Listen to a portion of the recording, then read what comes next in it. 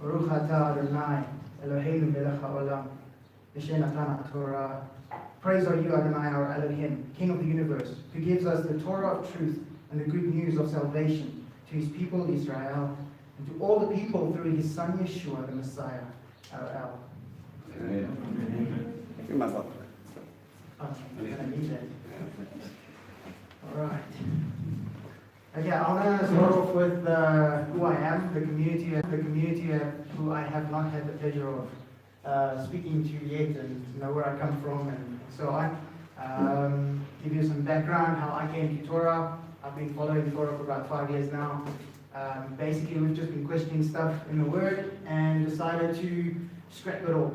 Everything I've ever known, I started afresh on ground zero 5 years ago, because there was just all these things feeding into me, and I started to read it for myself. Just start on Genesis 1:1.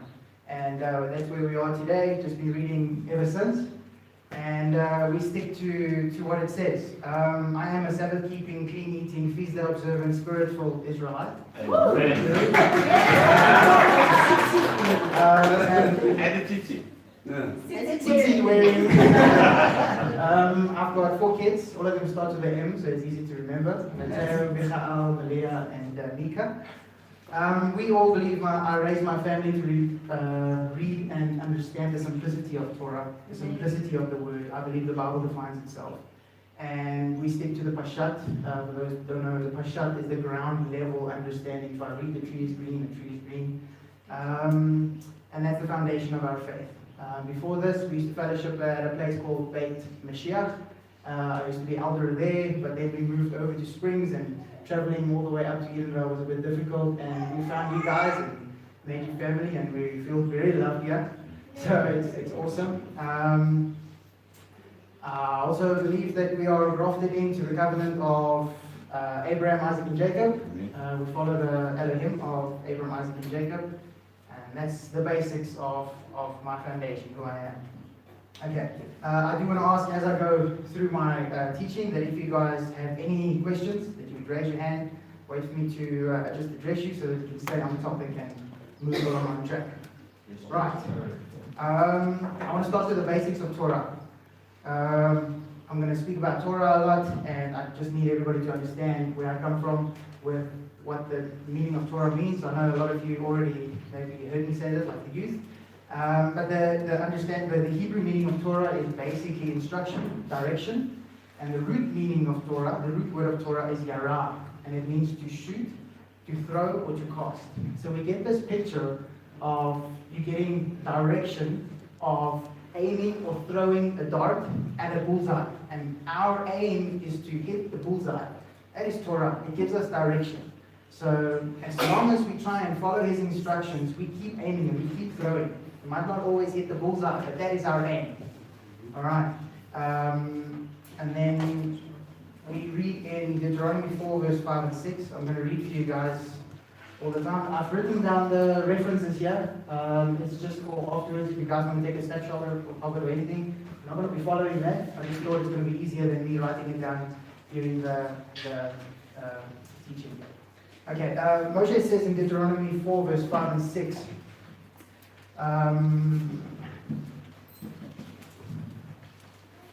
see, I have taught you laws and right rulings, as Yehovah my Elohim commanded me, to do thus in the land which you go to possess, and you shall guard and do them, for this is your wisdom and your understanding before the eyes of the peoples who hear all these laws, and they shall say, only a wise and understanding people is this great nation. So do we still believe this today?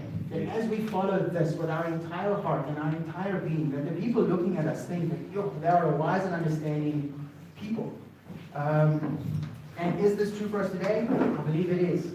The Almighty's word does not return void, and it does not fail. Okay, so the definition of truth, according to the dictionary, says that which is true or in accordance with fact or reality, or a fact or belief that is accepted as true, as dictionary. So now, our definition, or the definition we find in the word, the biblical definition of truth, we find in Psalms 119, verse 142. It says, your righteousness is righteousness forever, and your Torah is truth. His instructions, His word is truth. Right? Defined by the word. Sorry, say again, read 100. 119, verse 142. I didn't write it in. Sorry. Missed that one. I think I started writing on page. Okay, so if we are teaching Torah, right, then we are teaching truth. If I read from this word, every single word that I'm going to give you, I'm going to give you truth. Right, defined by the word. So I want to give you a little bit of a picture here. Why it is so definitive. Why it is so restricted. So it's almost as we hear about the narrow path of the Almighty. Okay. So the same way is this word, His narrow path, His truth. So I want to use 3 examples. One is the sun. One is money.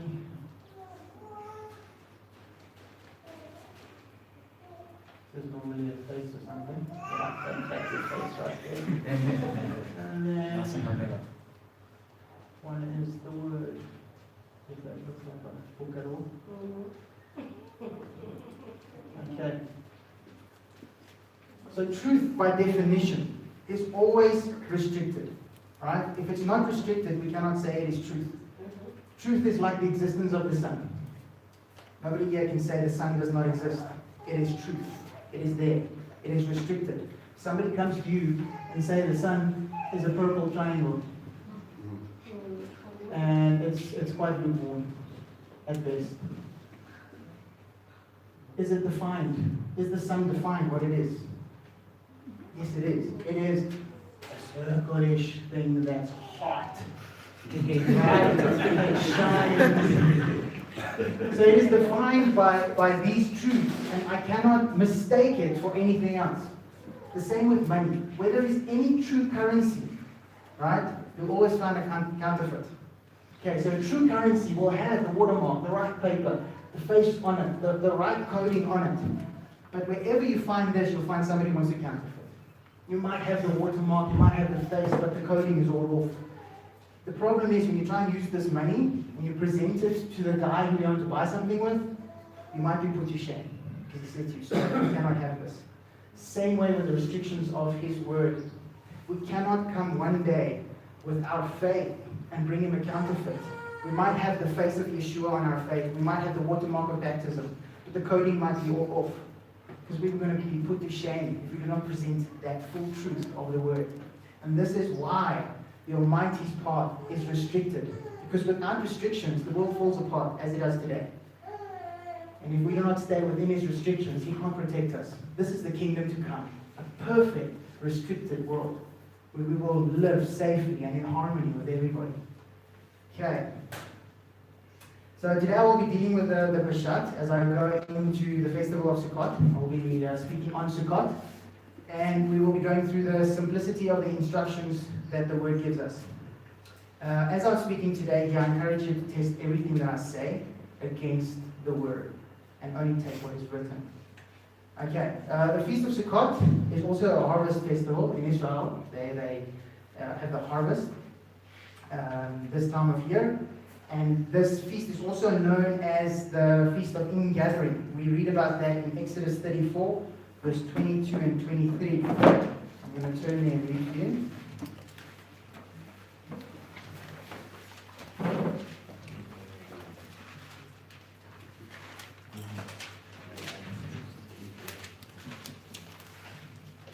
It says here, and you shall perform the festival of Shavuot for yourselves. For the first fruits of wheat harvest and the festival of ingathering at the turn of the year. 3 times in a year, all your men are to appear before the Master, the Elohim of Israel. Alright, so in Exodus, we see this time of year, they had a feast of ingathering. Everything came in. Now, we do not understand it as much here, but the lifestyle of the Israelites and the farming community, it is huge. You know, it's what they do. For us, it's kind of like probably mid-year bonuses for the blue chip companies. You know, all the money is coming in and you're getting this mid-year bonus. And it's like, you know, year-end, mid-year thing. And then during this mid-year bonus, the Almighty has a feast as well. So it is good because you can have a feast. Right?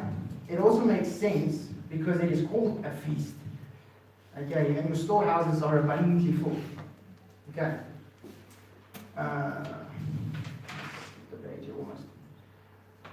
Right, so now the feast of Sukkot, according to Leviticus 23. The Strong's definition of Sukkot is thicket or booth or a rude temporary shelter. Okay, now first off, we have to ask, whose feast is this? And we read that in the beginning of Leviticus 23. I'm going to read to you Leviticus 23, verse 2. Speak to the children of Israel and say to them, the appointed times of Jehovah, which you are to proclaim as set apart gatherings, my appointed times are these. And then Vayikra, Leviticus 23 goes through these feasts, goes through these appointed times, Moedim. Okay, so now what biblical truths, facts, instructions do we have regarding this Moedim, this appointed time of Sukkot? We find that later in Leviticus 23, but number one is it's a pilgrimage feast. We read the Feast of Ingathering 3 times a year. You will appear before the Almighty. And we read of this pilgrimage feast of Sukkot in Exodus 23, verse 14 to 18. I'm going to turn and read that for you.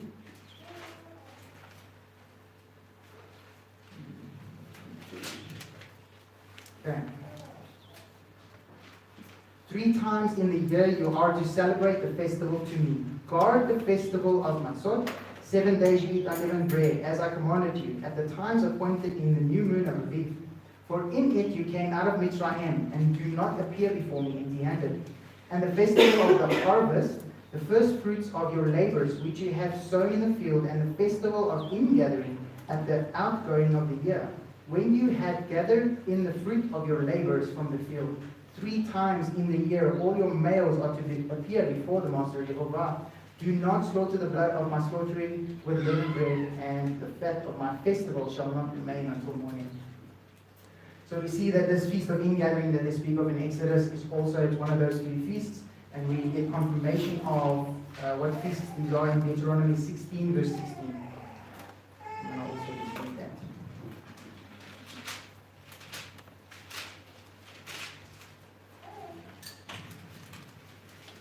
3 times a year all your males appear before Jehovah your Elohim in the place which he chooses, a festival of Matzot, and at the festival of Shavuot, and at the festival of Sukkot.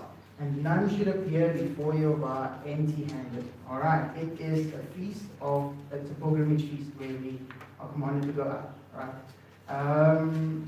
It is a Moedim, as we read in verse 2, Leviticus 23, verse 2. It is an appointed time of the Almighty, and Moedim, Hebrew, appointed time. English, we see this usage of the word where the sun and the moon were created in Genesis 1:14. That same word is used there.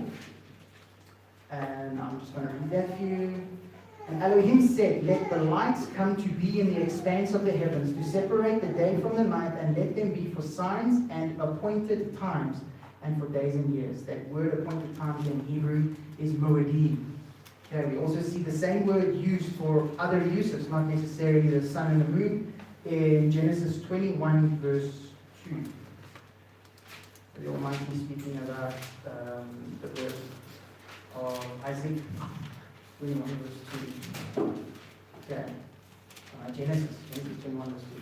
So Sarah conceived and bore Abraham a son in his old age, at the appointed time of which Elohim has spoken to him. So the appointed time is a fixed, allocated time for something. So we see we are commanded to have an appointed time that the Almighty has fixed for us. Okay, next one is, how many generations should keep Sukkot? All of them. Okay, we're going to turn to Leviticus 23 now to get all the other fixed instructions that we get for this feast. Leviticus 23, verse 41. And you shall celebrate it as a festival to Jehovah for 7 days in the year, a law forever in your generations. Where forever there is olam, and olam means continuous, indefinite, unending, eternity. So how long shall we keep this feast? Forever. Okay. It is also one of the appointed times that is called a chag, a feast. Okay? Not all of them are called a feast. We should know this from yesterday. Yesterday was not a chag. It was an fiction. We see in Leviticus 23:34.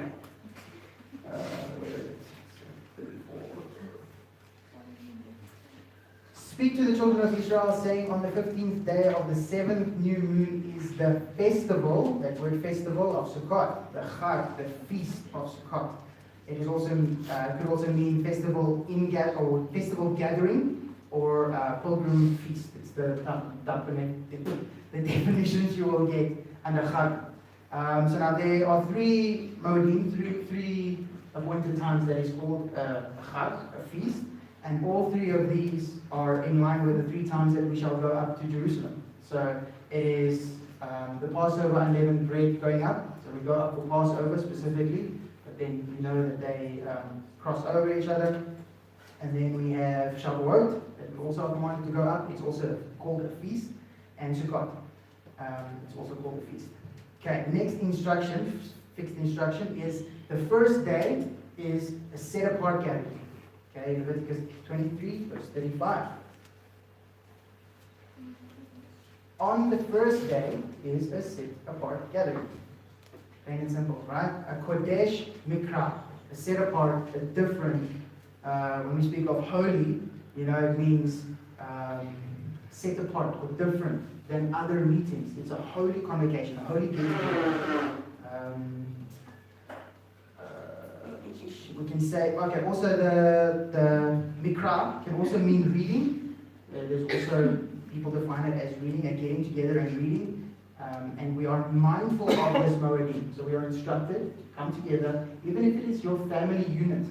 We're instructed to come together and just read or learn about the moedim or meditate on the moedim together. Don't make it a normal day like any other day. The next one is in the same verse. Also a fixed instruction. Verse 35, the last bit of it says, you shall do no servile work. Okay? Servile work. The word servile is avodah, and it means labor or service. So it's like the working of a slave or a servant. And also in regards to working for someone. You can be working for your family, helping them move, or you can work for a boss or for a customer, even quickly doing something for a customer. That is the labor that it's talking about here, or even doing something laboring. So it's not like Yom Kippur. It is obviously on a day where we can cook for ourselves.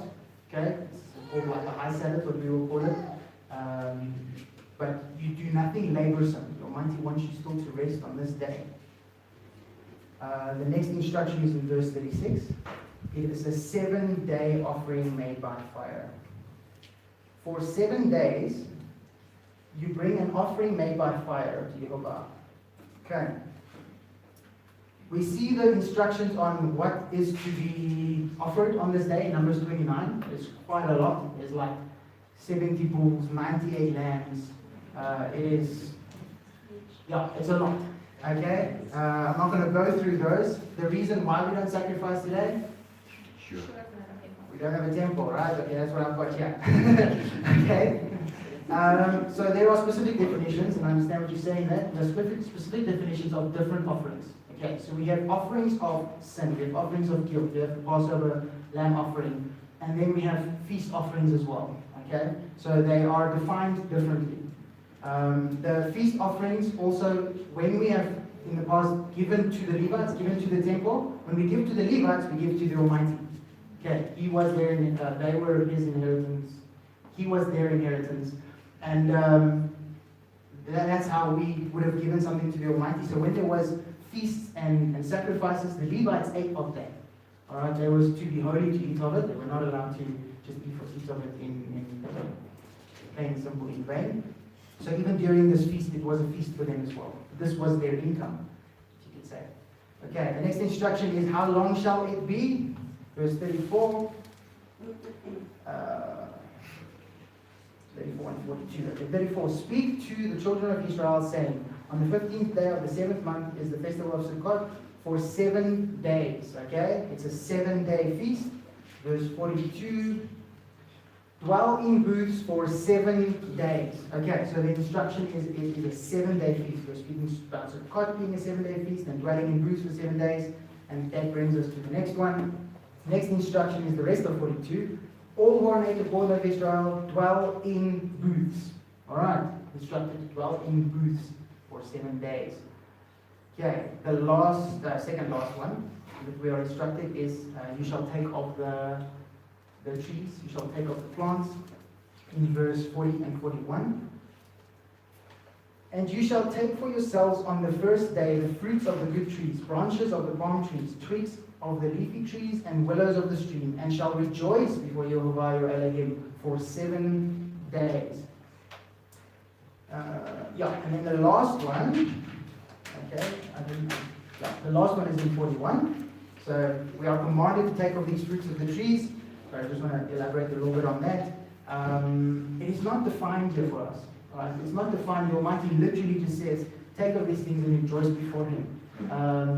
There was a little bit of a break also between when the people were exiled and when they came back. And we even read of this in Nehemiah, where they received the scrolls and then they read them again and like, oh, it's all these things that we weren't following. So I believe that there is a little bit of a hint for us if we read Nehemiah 8 verse 15, where they finished reading the scrolls. Here we go. Nehemiah 8 verse 15 says, and that they should announce and proclaim in all their cities and in Jerusalem, saying, go out to the mountain and bring olive branches, branches of oil trees, and myrtle branches, and palm branches, and branches of leafy trees, to make booths, as it is written.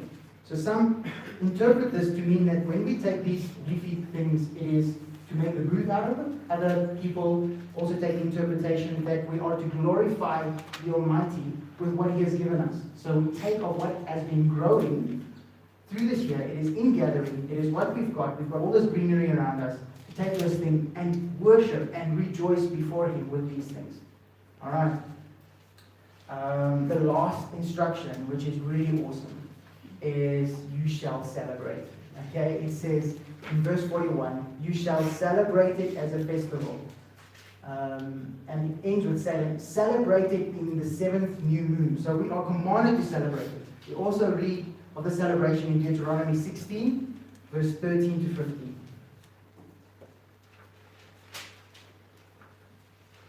Perform the festival of Sukkot for 7 days after the ingathering from your threshing floor and from your winepress, and you shall rejoice in your festival. You and your son and your daughter and your male servant and your female servant and the Levite and the stranger and the fatherless and the widow who are within your gates. Everybody must rejoice. It is a party. It is a holy convocation. It is a time of rest and a time of rejoicing. Okay? Now, the above truths that we find in the word written of specific instructions are fixed. Okay? Not negotiable. Right? Written what we are to do. And the same with all His moedim. The Almighty's moedim is fixed. He plotted these things and fixed the moon's timing before we were even born and for all the days of while we are on earth. So His ways are not our ways. His thoughts are not all our thoughts. So when all these moedim were planned in the beginning, He already knew the end. He knew when Messiah was going to dwell with us. He knew when Israel was going to leave Egypt. He knew when He was going to speak to us on Mount Sinai. And the intricacy of His planning is mind-blowing. But we do not need to understand it. We've got simple instructions that we need to follow and then head into the Elohim things. Alright. I want to read to you in Exodus 34:24 also regarding this thing, what the Almighty says He will do. Exodus 34:24.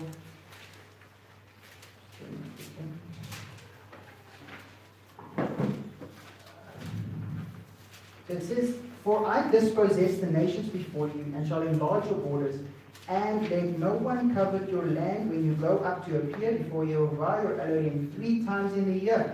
So he even says here that when we go up to Jerusalem, He'll look after our land. Now, we do not go up to Jerusalem because there's no temple, but we are rehearsing His feasts, right? So we believe that the Almighty has got His provision and His hand over us and over our property during this feast when we all sukkah together. But yeah, that's the thing that the Almighty said He will do. Okay? During this time of year, it is very evident for the people around us who we serve, right? These feasts come up and then we take holidays and then we have to move the holidays and the boss is asking, what's wrong with you? And you come back from Sukkot and tell the family, oh, it was awesome. And the family is like, okay. But this is how we tell Him that we love Him, right? We follow His instructions. It's what we do. It is our verb, right? And they see that we love our Elohim by what we do. And we read about this doing in 1 John 5, verse 3 and 4.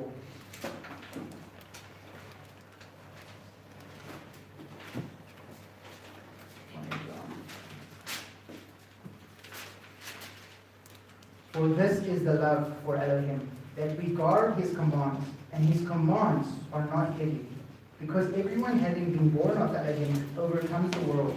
And this is the overcoming that has overcome the world, our belief.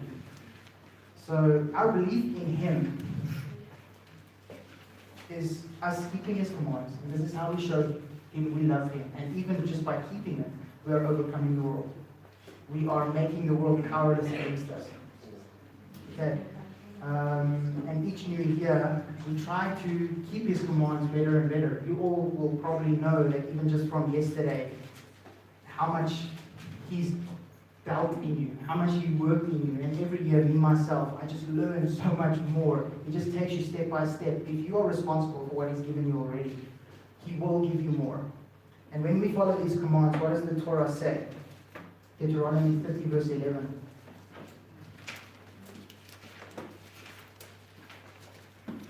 It says, for this command which I am commanding you today, it is not too hard for you, nor is it far off.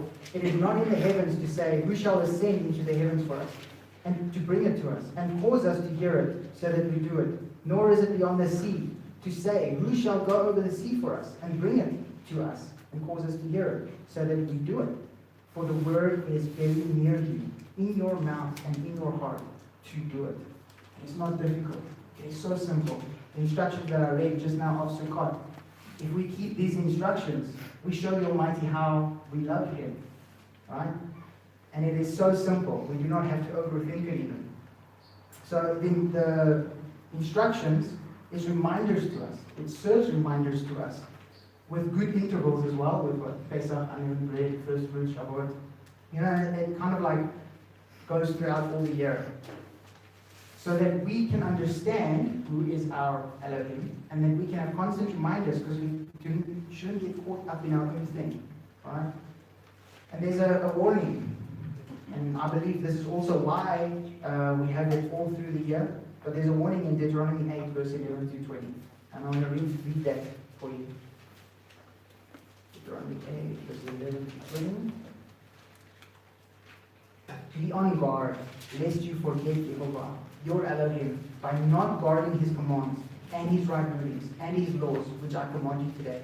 Lest you eat and shall be satisfied, and build lovely houses and shall dwell in them. And your herds and your flocks increase, and your silver and your gold are increased. And all that you have increased.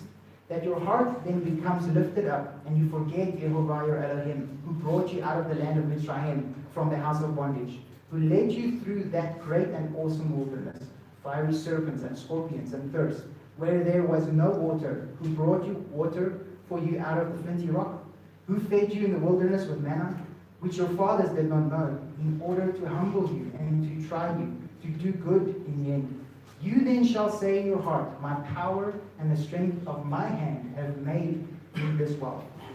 But you shall remember Jehovah your Elohim, for it is He who gives you power to get wealth, in order to establish His covenant, which He swore to your fathers, as it is today. And it shall be, if you by any means forget Jehovah your Elohim, and follow other mighty ones, and serve them, and bow yourselves to them, and have warned you this day that you shall certainly perish. Like the nations which Jehovah is destroying before you, so you are to perish, because you did not obey the voice of Jehovah your Elohim. So we have to be very sensitive not to follow after our own ways, and make this moedim, this instructions, our own instructions, to make it nice and lovely and go off on our own ways. We all know that there are all that kind of thinkings and ways out there that can lead us astray. But it specifically also in John says that we overcome the world by following his commands, the simplicity of it.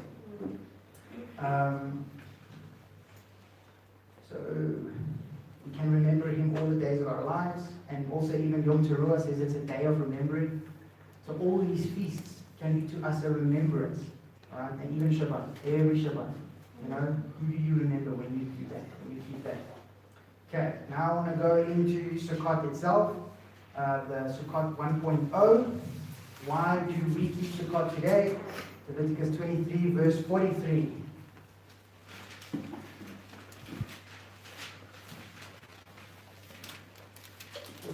Says, so that your generations know that I made the children of Israel dwell in booths when I brought them out of the land of Israel. Okay? Why do we keep the festival of Sukkot? To remember our forefathers. Huh? Sorry, Deuteronomy 23, verse 43. Leviticus 23, 43. Cool. So it says there, we keep Sukkot to remember our forefathers. Okay? What can we remember about them? We are reminded about their leading in the desert for 40 years. We are reminded of the Almighty tabernacling, Sukkotim, it's also temporary dwelling with us. We remind that we require his provision and that our stay in the desert is temporary. There is a purpose to our walk, and it was our forefathers' fault that they walked for 40 years. Are we going to learn from them, or are we also going to walk and perish in the desert? So he reminds us here, even when you follow this feast, don't walk in the desert 40 years. Follow me straight away. Learn from your forefathers and have a softness of heart. So the next Sukkot, that's Sukkot 1.0, when they were following in booths in the desert. The other Sukkot we read about is the Shemitah Sukkot.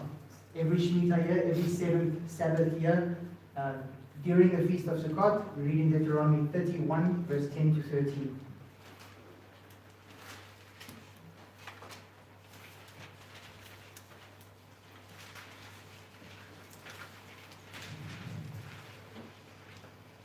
And Moshe commanded them, saying, at the end of 7 years, at the appointed time, the year of release, at the festival of Sukkot, when all Israel comes to appear before Yehovah your Elohim in the place which he chooses, read this Torah before all Israel in their hearing. Assemble the people, the men and the women, the little ones, your sojourner within your gates, so that they hear and so that they can learn to fear Yehovah your Elohim, and guard to do all the words of this Torah. And their children who have not known it should hear and learn to fear Yehovah your Elohim as long as you live in the land which you are passing over the Jordan to possess. So every 7 years they read the whole Torah, right? So that's kind of like in the Nehemiah when they receive the scrolls and they read the whole thing. And it's to receive those things that you have missed. We kind of like go into it in depth every Shabbat. So it's strange that it will say the children don't know, but it might be because of their sojournings and things like that, where they did not have the opportunity. So the people were also brought back to the instructions. So it could also be that through the year, through the 7 years, they have followed the commandments as best as they could. And then when they read everything together, it kind of like gives you a big picture and bringing people back to the instruction and saying, oh, I can't remember that, and I didn't read that. Or you've been focusing on Deuteronomy all the time, and here they are reading something else, the other part of the instructions. So it's to bring about those things, I believe, as well. We also, I want to read for you a piece in 2 Kings 22 of King Josiah. How do you pronounce it again? Josiah. So it was quite awesome, actually. This little guy reigning from 8 years old. I'm not going to read the whole thing. I'm just going to see here. Yoshiyahu in the ISR was 8 years old when he started reigning. Okay, I'm just going to read from verse 1. So he was 8 years old when he began to reign, and he reigned for 31 years in Jerusalem. And his mother's name was Yedidah, the daughter of Adiah of Bochka. And he did what was right in the eyes of Jehovah, and walked in the ways of his father David, and did not turn aside right or left. And it came to be that in the 18th year of sovereign Yeshayahu, that the sovereign sent Shaphan, the scribe, son of Etzlayahu, son of Rishulam, to the house of Jehovah, saying, Go to Ilkiyahu, the high priest, and let him weigh the silver which has been brought into the house of Jehovah, which the doorkeepers have gathered for the people, and let them give it to the hand of those doing the work, who are the overseers in the house of Jehovah, and let them give it to those who are in the house doing the work, to strengthen the breaches of the house, to the carpenters, to the builders, to the stonesmen, to those who buy timber, and use stone to strengthen the house. However, let not the silver given into their hand be reckoned with them, for they are acting trustworthily. And Ilkiyahu, the high priest, said to Shaphan the scribe, I have found the book of the Torah in the house of Jehovah. And Hilkiah gave the book to Shaphan, and he read it. And Shaphan the scribe came to the sovereign and brought the word of the brought word to the sovereign again, saying, Your servant hath gathered the silver that was found in the house, and have given it into the hand of those who do the work, who oversee the house. And Shaphan the scribe informed the sovereign, saying, Hilkiah the priest has given me a book. And Shaphan read it before the sovereign. And it came to be, when the sovereign heard the words of the book of the Torah, that he tore his garments. And the sovereign commanded Hilkiah the priest, and Ahikam, son of Shaphan, and Achor of Micaiah, and Shaphan the scribe, and Asaiah the servant of the sovereign, saying, Go inquire of Jehovah for me, for the people of, and for all Judah, concerning the words of this book that has been found. For great is the wrath that is kindled against us, because our fathers have not obeyed the word of this book. So we see here how important it is, that we don't get sidetracked in between, that we don't lose sight of what is written, It is so easy for us, even after following after 5 years, that I know what Sukkot is about, I'm just going to Sukkot. It is important for me to get back to the book, get back to what is written, so that I can understand the instructions again and again and again, that I not start making up my own mind. The one piece we find about the Sukkot in the New Testament is in John 7, verse 1 to 14. Where it uses the word Sukkot. I'm going to read 1 to 14. And after this, Yeshua was walking in Galilee, for he did not wish to walk in Yehuda, because the Judeans were seeking to kill him. And the festival of the Judeans was near, the festival of Sukkot. So his brother said to him, Get away from here and go into Yehuda, so that your taught ones also see the works that you are doing. For no one acts in secret, while he himself seeks to be known openly. If you do these works, show yourselves to the world. For even his brothers did not believe in him. Yeshua therefore said to them, My time has not yet come, but your time is always ready. It is impossible for the world to hate you, but it hates me, because I bear witness of it, and its works are wicked. You go up to the festival. I am not yet going to the festival. My time has not yet been full. So here I stopped and I was thinking, it's a bit weird, Messiah kept all the instructions, and now he's saying he's not going to go up on this festival that they said they have to go up. And I read further. And having said this to them, he stayed in Galilee, but when his brothers had gone up to the festival, then he also went up. Not openly, but as it were in secret. The Yehudim therefore were seeking him at the festival, and said, Where is he? And there were much grumbling about him among the crowds. Some were saying, He is good, but others were saying, No, but he is leading the crowd astray. However, no one spoke openly of him in fear of the Yehudim. And about the middle of the festival, Yeshua went up to the set apart place, and he gave his teaching. So we see here the Messiah keeping Sukkot as well, and even teaching during Sukkot. It would have been awesome to hear that sermon he gave there. And then we come to an awesome time, a future Sukkot. Let's read in Zechariah 14 about our future Sukkot.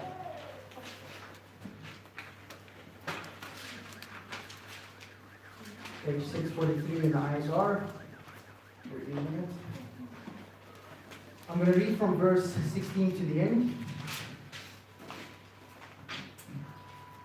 And it shall be that all who are left from all the nations which come up against Jerusalem shall go up from year to year to bow themselves to the sovereign Jehovah of hosts and to celebrate the festival of Sukkot. And it shall be that if any one of the clans of the earth does not come up to Jerusalem to bow themselves to the sovereign of hosts, on them there is no rain. And if the clan of Mitzrayim does not come up and enter, then there is no rain. On them is the plague with which Jehovah plagues the nations who do not come up to celebrate the festival of Sukkot. This is the punishment of Mitzrayim, and the punishment of all the nations that do not come up to celebrate the festival of Sukkot. In that day, set apart to Jehovah shall be engraved on the bells of the horses, and the pots of the house of Jehovah shall be like the bowls before the slaughter place. And every pot in Jerusalem and Yehudah shall be set apart to Jehovah of hosts, and all those who slaughter shall come and take them and cook in them. And there shall no longer be a merchant in the house of Jehovah of hosts in that day. Definitely speaks of the time to come, right? When all things are made pure, when all things are made perfect. So we can look forward to celebrating Sukkot even in the kingdom to come. Alright? There's also a shadow picture of this feast, of the Feast of Sukkot, and we see that in the Feast of Ingathering. We also read of the ingathering in the future. And the shadow picture is in Revelation 14, verse 14 to 16.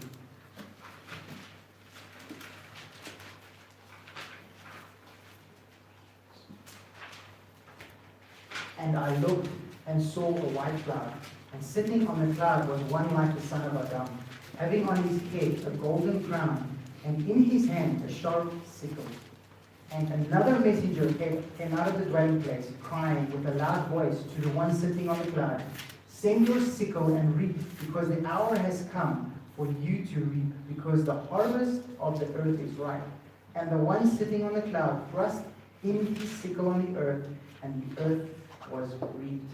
So we see it's harvest time. It's the Feast of Ingathering. And the one like the son of Adam, Yeshua, is putting the sickle in and reaping the harvest. So every time we enter this feast and how we see the feast and learn about even the harvest time in Israel, it is a shadow picture of us, of what is to come. The harvest time of the Almighty, right? For the farmers look forward to the harvest, so the Almighty looks forward to his harvest. Okay? He is looking forward to that day. We read about him in Zephaniah 3, verse 14 to 20. And it's interesting to note also, we all remember the Almighty talking on Mount Sinai, right? He was talking a few times, and then the Israelites said, "We stop, or we will die." So now let's read here in Zephaniah 3, verse 14. Just get my place as well. Okay, verse 14 to 20. "Shout for joy, O daughter of Zion. Shout, O Israel. Be glad and rejoice with all your hearts, O daughter of Jerusalem. Jehovah has turned aside your judgments. He has faced your enemies. The sovereign of Israel is in your midst. No longer need you fear evil. In that day it shall be said to Jerusalem, do not fear, Zion. Do not let your hands be weak. Jehovah your Elohim is in your midst. He is mighty to save. He rejoices over you with joy. He is silent in his love. He rejoices over you with singing." So when he was talking, imagine how it's going to sound when he's singing. Right? So this word here is renown. And in Hebrew it's basically a joyous cry or praise. So they translated it to singing here. You know, so now hearing the joyous cry of the Almighty is going to be quite awesome. We're looking forward to that day. And it says, "I shall gather those who grieve about the appointed time, who are among you, to whom its reproach is a burden." Those who grieve because they cannot keep the appointed times. "See, I am dealing with all those who afflict you at that time. And I shall save the lame, and gather those who were cast out. And I shall give them for a praise, and for a name in all the earth where they were put to shame. And that time I shall bring you in, even at the time I gathered you. For I shall give you for a name and for a praise among all the peoples of the earth, when I turn back your captivity before your eyes," says Jehovah. He's rejoicing over that day. He can't wait for that day, right? So for us also, me, I love Sukkot, my kids love Sukkot, they look forward to it. And so we see the Almighty looking forward to it. And why is he looking forward to us? Why is he looking forward to his people? Deuteronomy 9:26. Let's just read that.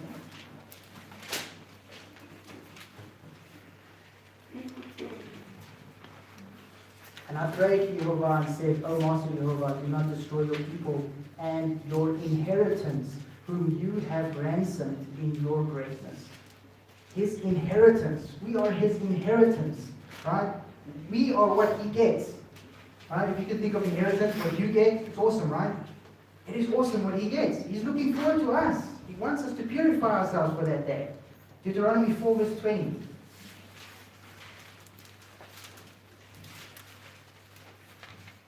That he has taken you and brought you out of the iron furnace, out of Mitzrayim, to be his people, an inheritance as it is today.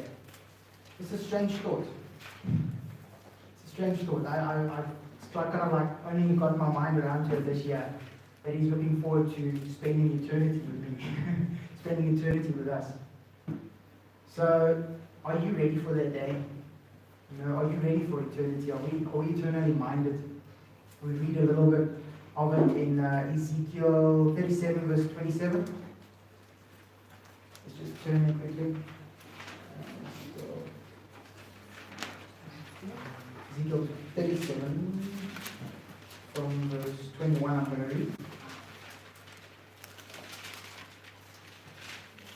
I'm going to read from 21 to 27. And speak to them. Thus says the Master, see, I am taking the children of Israel from among the nations, wherever they have gone, and shall gather them from all around, and I shall bring them into their land, and I shall make them one nation in the land, on the mountains of Israel, and one sovereign shall be sovereign over them. And let them no longer be two nations, and let them no longer be divided into two reigns, and they shall no longer defile themselves with the idols, nor with their disgusting matters, nor with any of their transgressions. And I shall save them from all their dwelling places in which they have sinned, and I shall cleanse them, and they shall be my people, and I shall be their Elohim. While David my servant is sovereign over them, and they shall all have one shepherd, and walk in my right rulings, and guard my laws, and shall do them. And they shall dwell in the land that I have given to Yaakov my servant, where your fathers dwelt. And they shall dwell in it, they and their children and their children's children forever. And my servant David shall be their prince forever. And I shall make a covenant of peace with them, an everlasting covenant it is with them. And I shall place them and increase them, and shall place my set-apart place in their midst forever. My dwelling place shall be over them, and I shall be their Elohim, and they shall be my people. So the Almighty will set up a permanent, no longer sukkah, but a permanent dwelling place. And we will dwell together forever. No longer will we be strangers and foreigners in the land. And a glimpse of what we can look forward to when we are in the new kingdom is in Isaiah 2, verse 18 to 22. Hosea 2.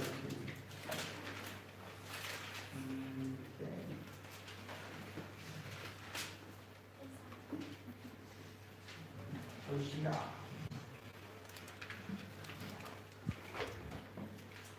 And in that day I shall make a covenant for them with the beasts of the field, and with the birds of the heavens, and with the creeping creatures of the ground, when bow and sword and battle I break from the earth. And I shall make them lie down in safety, and I shall take you as a bride unto me forever, and take you as a bride unto me in righteousness, and in right ruling, and loving commitment and compassion. And I shall take you as a bride unto me in trustworthiness, and you shall know me. And it shall be in that day that I answer, declares Jehovah, that I answer the heavens, and they answer the earth. And the earth answer the grain, and the new wine, and the oil, and they answer Israel.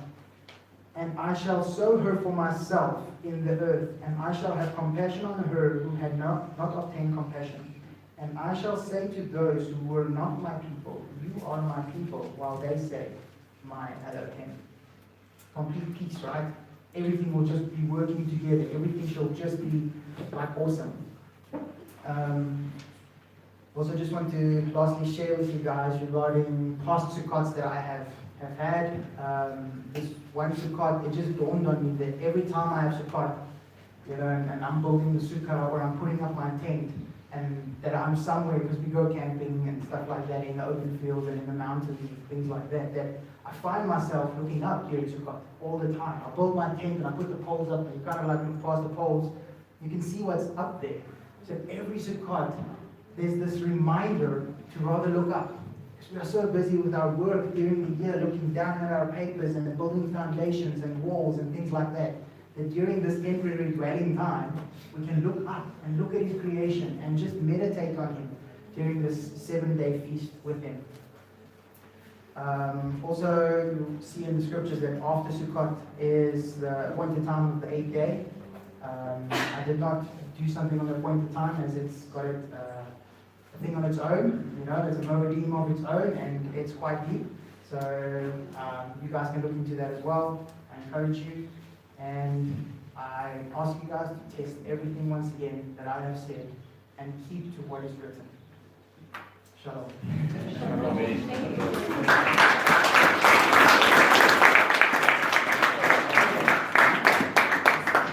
Any announcements? You want to ask if anyone have any questions? Anybody have questions? Sure. Anybody want to pray for me? Alright, if you guys don't have questions or anything, prayer time is at the time where you are.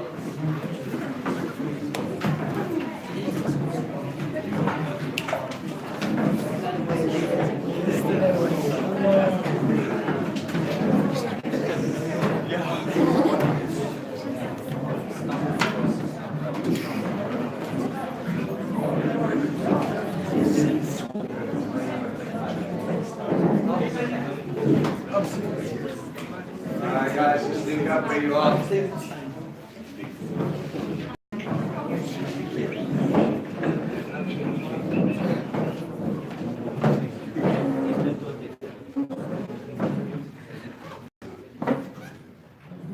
Alright, just bow your heads. Lord, we just thank you for your word. We thank you for teaching us and guiding us, Lord Father, and as we prepare for your Sukkot. Father, we just thank you for this time of feast, this time of this festival, Lord Father, that we can just sit at your feet as family once again. Father, we thank you that you would want to dwell with us, Lord Father, as you came through Yeshua, and as we know your heart is for the end of all things. Father, that you would call us up to you, Lord Father, that we'd be able to dwell with you forever. So Father, as we prepare for this time, we just pray, Lord Father, that you would help us prepare our hearts. I pray for the people that are dealing with flu, Lord Father, that's pretty strong going around, and we just pray that you would bring healing, Lord Father, in Yeshua's name. And Father, we just thank you that as we look forward to go celebrating away this weekend, Abba, that you would just go out before us and come in behind us. We thank you for the messages that you're preparing. We thank you for the weather that you've prepared. We thank you for the feasting and the fellowship you prepared. And we just give you glory. In Yeshua's name we pray. Amen. Amen.